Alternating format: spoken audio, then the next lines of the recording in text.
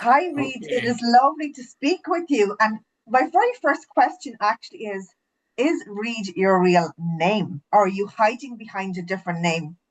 Well, it's good to see you too, Orla. And no, Reed is not my quote real name. It's a pen name, and I don't want to hide behind anything. But there's a famous book called "I Led Three Lives," and one of my lives is as Reid Winslow, and I do have another name, and I've had another life or lives, but I'm not hiding from anybody. But I do feel like when I'm Reid Winslow, that's kind of the author in me, and that's how I channel the stuff that comes through in my writing. And where did the name Reid Winslow come from? Well, it's an amalgam of two old family names. So, one of my father's family names and one of my mother's family names going back several generations. So it's not like I stole them from anywhere. I just kind of went back a little bit. That's very interesting.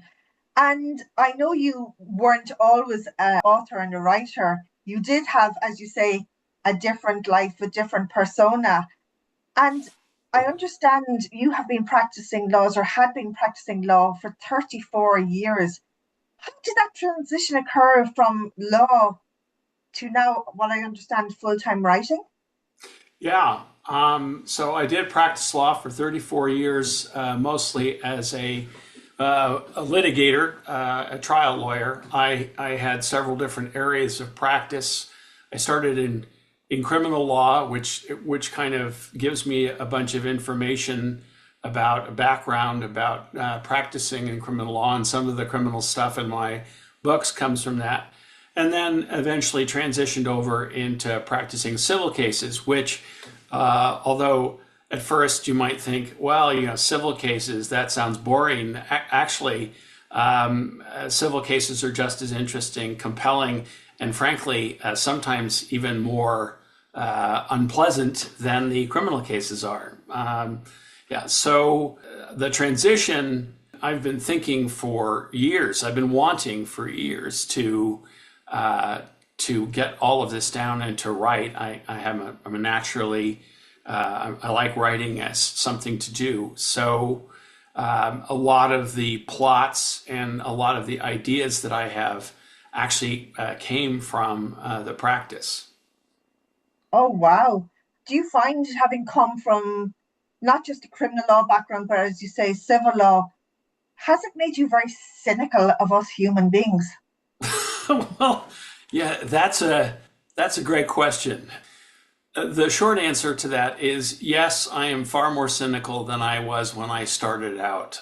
And as a practicing trial lawyer, I've seen pretty much every facet of a human character. I've seen people at their very, very best, and I've seen people at their very, very worst. And many times when people arrive at your door with a case or with a problem, they're not at their best. So you see them when the true nature of what human behavior and character is like is right there, and that's great fodder for writing. And if it's something that you're interested in looking at, it's an absolutely boundless source of things to look at.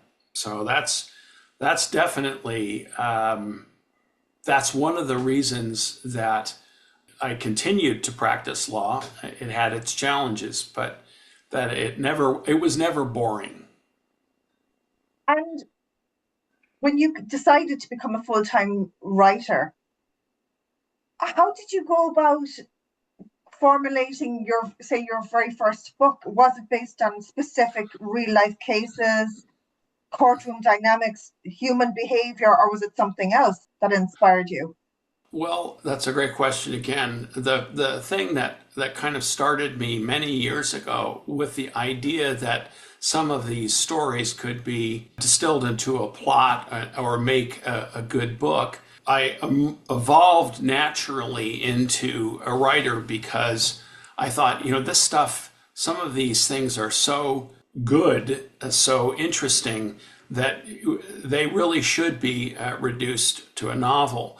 And the place where you say, okay, well, where do I stop being a lawyer and start being a novelist? About 25 years ago, I just started jotting down some of the cases and the ideas that I had. And then one night, I actually remember sitting down in my office, after work, and just started hammering out the first chapter of the book that would later become The Dead Bell. And just by taking some of those notes and stuff. And that's how the transition happened. Wow. And when you start with an idea, do you think more into how you're going to go about solving the case, or is it more mysterious about exposing what people are really capable of, all the different characters in your book? That again is a great question. So for me, the plot, I would say the number one thing, and when I read other people's work or I look at movies or television, the thing that is the gold standard, if you will, is whether or not the story rings true.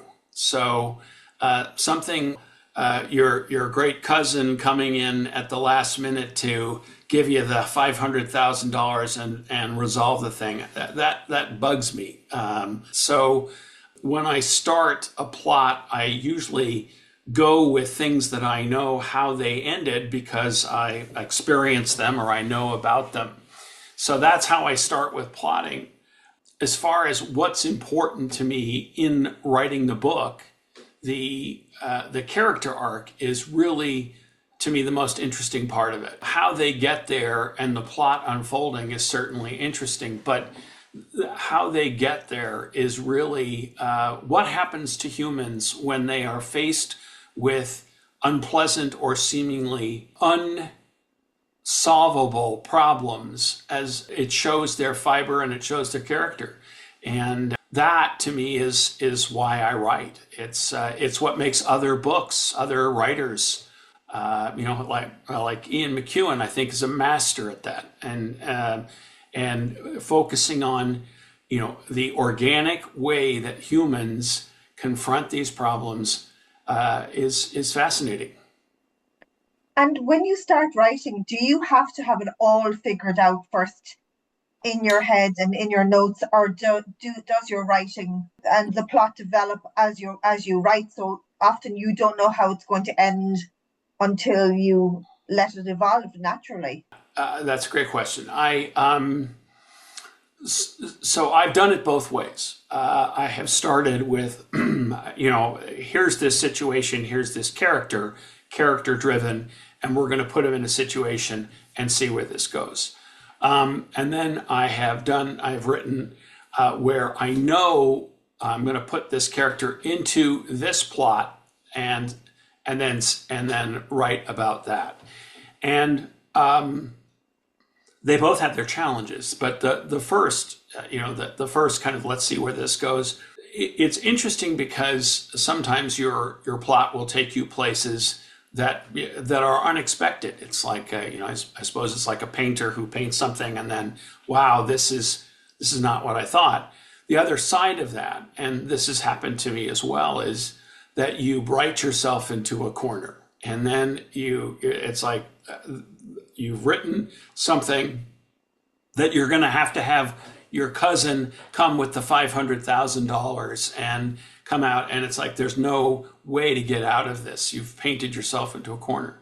So from a practical standpoint, what I've evolved into doing is outlining. I'll take 2 or 3 plots based on stories, things that I know about, and then I weave them together.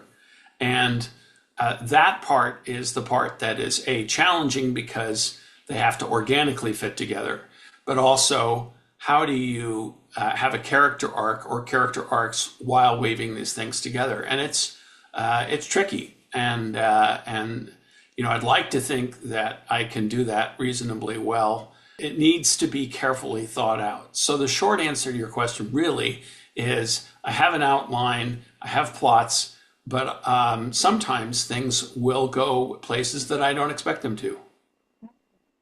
And you talked about writing about what you know. So can you tell us a little bit, give us a flavor for the type of books that you actually do love writing?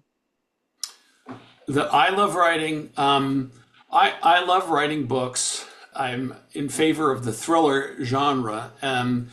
One of the things that I find difficult in the contemporary writing scene is there is an overwhelming push to have writers fit into what they call tropes, right? So a trope or a genre. So if you write a book that is, for instance, a thriller, but it has elements of romance or elements of mystery, maybe some politics or something, there's going to be a push to say, yeah. Is this really a romance? Is it really? And the answer is, I think that does a disservice to storytelling, because a lot of the most interesting stories, they're like like a bouillabaisse. They're like a stew. They have elements of a lot of different things, and what makes the story interesting is the interplay between those things. So the short answer is, I consider myself a thriller writer only because that's the genre that people seem to think these novels fit into. I like to also think that there are other elements within the books that I've written that are equally compelling, that maybe not thriller. And I understand you have two books, The Dead Bell and Risk Management. Can you tell us a little bit about those books and how they came about, and if they're both totally independent or if there's one character carried through in both of those books? Well, there are two books thus far. I'm working on a third as we speak. It's in the hopper. They are what are called standalone thrillers. They both take place, however, in the same place, which is Lake County, Illinois, which is a suburb of Chicago. And they do have some interlacing characters. There's one character, Larry Welk, who is let's say, not a minor character, but an ancillary character in The Dead Bell, who becomes the focus of he's the main character in Risk Management.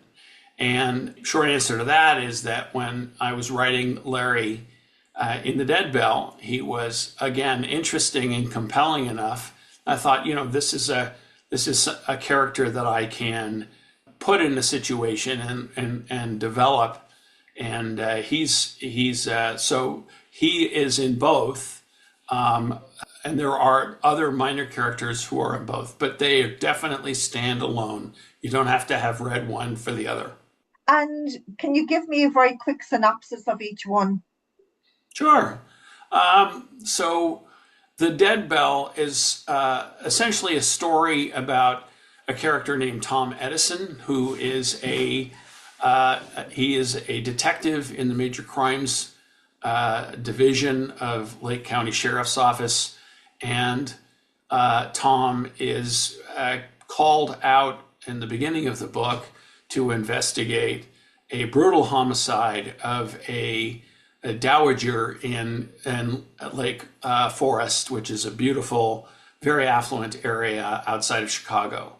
And she's been brutally strangled. And what we find as the novel evolves is that Tom himself is a complicated person who has a very difficult background as a kid, and there's some childhood trauma there. And you're never really sure during the course of the development of the character arc exactly what that is. There's some sense of what it is, but as he encounters and investigates this homicide and encounters other witnesses and develops, he develops a relationship with one of the minor witnesses, a woman named Nora Summers. And in that process, you see that he's kind of a broken person. And The end of the novel is basically where those two, his childhood, his trauma, and the overarching story of his investigation come together. And I like to think it's a well-resolved novel. Risk management takes place several years later, and Tom Edison has retired, and Larry Welk, who was an investigator with Tom Edison, is now in Chicago with his own investigative firm. And he is a disbarred attorney. He is from Texas. He's from Amarillo. And he receives a phone call in the middle of his internet dating search, which is an interesting side story. He receives a phone call from a woman claiming to be the sister of one of his former lovers, who happened to be, she was the former lover, the wife of one of his clients. And she says that this ex has been shot 8 times and is in critical condition in, of all places, Chicago. So she's coming up and she needs him to help her find out about what happened. And ultimately, as he investigates that, his past, his story of what happened back in Texas, which is very complicated, unravels. And there are also many other subplots, and it eventually comes to a head with the resolution of that. In the middle of risk management, his internet dating experience culminates with him getting involved in a relationship with a woman named Bertie Thurmond, who is a state auditor. She works for the state of Illinois, and she is completely driven by statistics. She is completely risk averse, hence the name of the book. And her philosophy is essentially that using game theory and some other stuff, that you can completely eliminate risk from your life. And Larry, as it says in the beginning of the book, likes to live his life shot from a cannon, right? So he does not live that way. And the development of their relationship is interesting. It's fraught. And so as that develops, in the end, the book and the plot resolves with all of those issues coming to the fore. And that's, I hope that's enough of a summary to get somebody interested. And it seems like you touch on many different facets of human nature, and not always the most pleasant. After decades of in law, what are some uncomfortable truths that you have learned about human nature that you apply into your writing?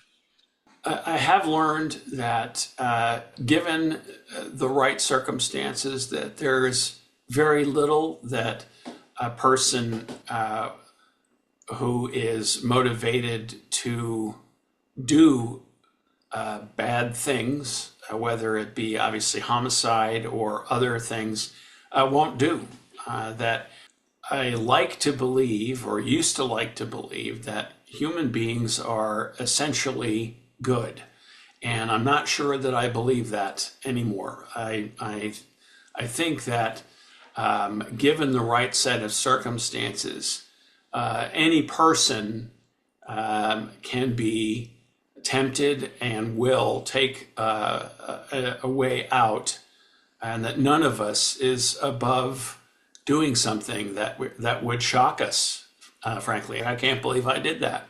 I can't believe that, and that's also interesting. That's worth writing about. Is why, what series of circumstances can come about so that somebody might find themselves in a place where they would do something that they would not otherwise do. So that's kind of in the dark truth department.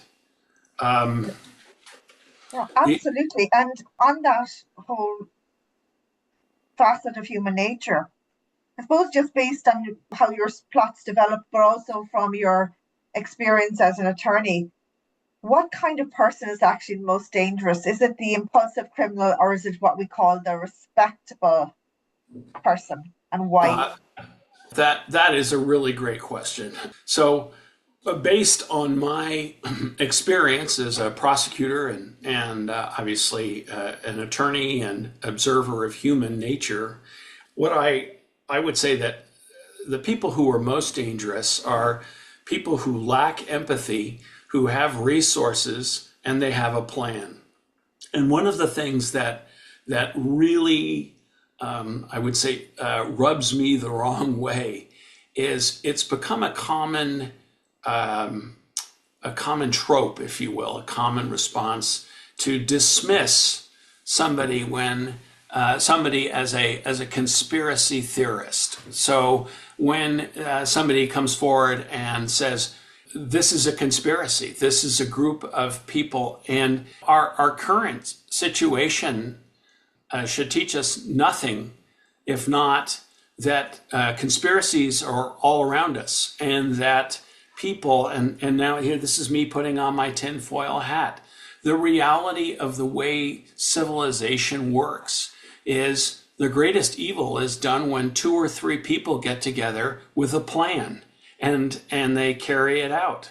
And all you have to do is look at current events to see that, and internationally. So to dismiss people as, quote, conspiracy theorists is I think, not only misinformed, I think that there is an intention behind it that is wrong. It's evil, because they conspired to kill Julius Caesar 2,000 years ago. So this is not a new behavior, and to simply go around and say that, oh well, you're just being a conspiracy theorist. That's not accurate. So the short answer to your question, Orla, is that I believe that the most dangerous people are people who have a plan, who have organization, lack empathy, so they don't care what happens to other people, and then they have the means to carry that out. And rather than the lone gunman in an alley who holds somebody up in a robbery gone bad, that's unfortunate, and certainly that's tragic. But the evil, the true inflicted evil, is much greater with the conspiracy when that happens. So I hope that answers your question. It absolutely does, and already I can see it's the makings of another book, if not many books, even Right. based on our conversation here today. Reid Winslow, thank you so much for taking the Thank time to you. speak with me today. Thank you.